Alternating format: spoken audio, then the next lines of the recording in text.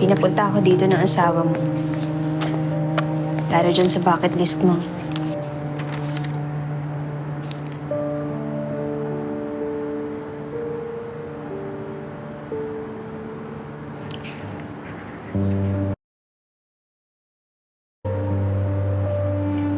Hindi mo naman kailangan magdesisyon kung gagawin mo ang mga ito o hindi.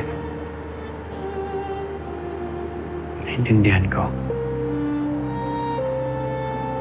Pero gusto ko lang malaman mo na kaya ako lang ginawa ang mga ito para lang may tama yung nakaraan.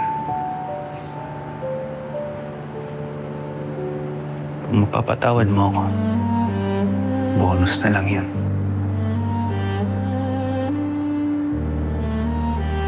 Sana maisipan mo na magstay sa Victorious ulit. Palitan ako bilang principal ng school. Kailangan ka na school, Nika. Kita mo naman at ramdam mo na hindi pa rin nagbabago yung pagmamahal ng mga estudyante sa'yo. Bakit kasi ako? Meron namang iba dyan eh. Dahil hindi sila ikaw. Magaling ka at mahal ka ng mga estudyante natin. At isa pa, mas deserve mo nga na maging principal ng school kaysa sa akin. At alam kong nasa mabuting kamay ang eskwelahan kapag nawala na ako. Ito. Huwag ka nga magsalita ng ganyan. May paano ko tatanggi sa'yo niyan? Parang namamaalam ka. Mamaya, multuhin mo pa ako. Baliw ka talaga. Ang ibig ko lang sabihin... Alam ko ang ibig mo sabihin. At naiintindihan ko. Pero hindi madali para sa akin tumaya.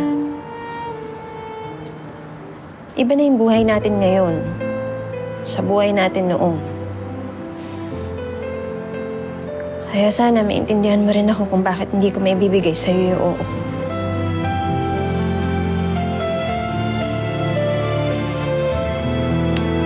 Basta tatandaan mo.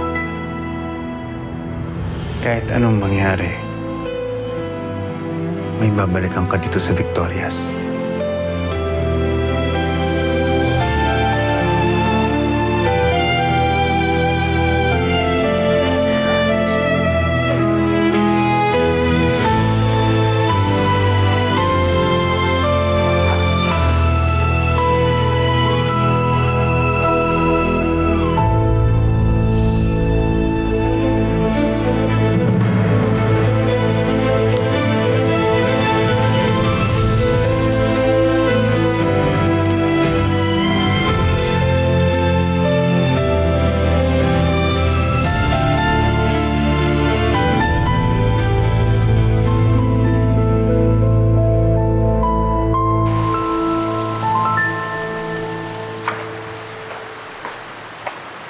Cho, nangyari kanina ba tahimik?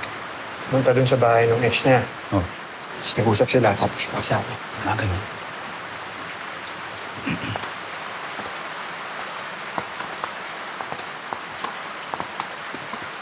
Nika.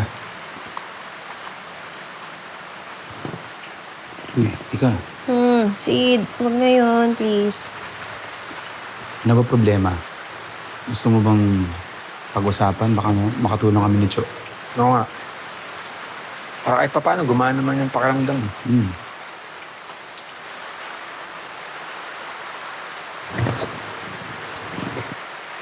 Si Jeremiah, pinapakiusapan ako magstay na lang muna ulit dito sa Victorias tapos palitan ko daw siyang principal ng Makabuhay.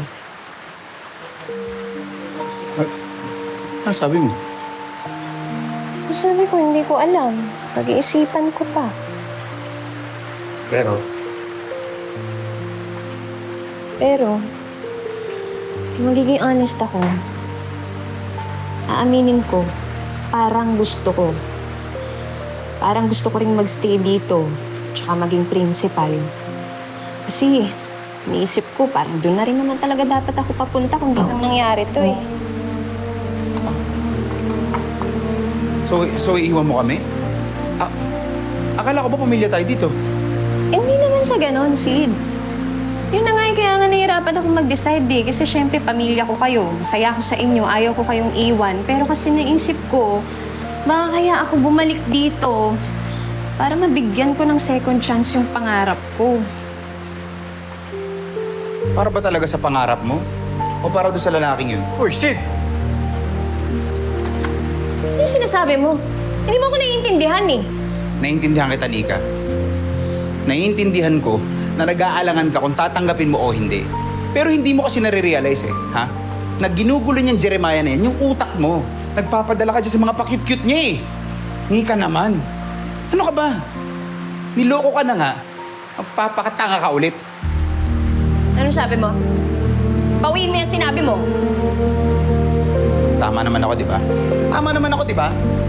Nabubulag ka to sa lalaking yun eh. Tama na, Sid! Pagsisihan mo pa yung mga sinasabi mo dahil sa taas ng emosyon mo.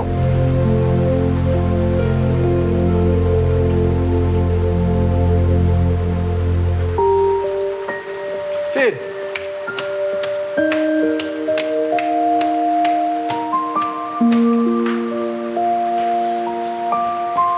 Nika!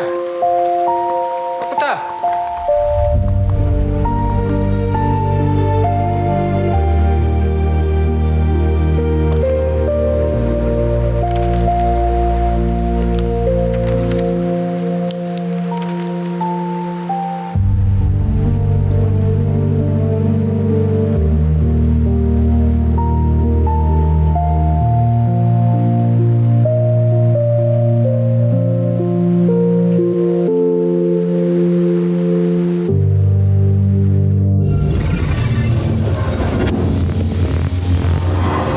Hello mga kapatid, this is JM De Guzman of My Best Friend Eman.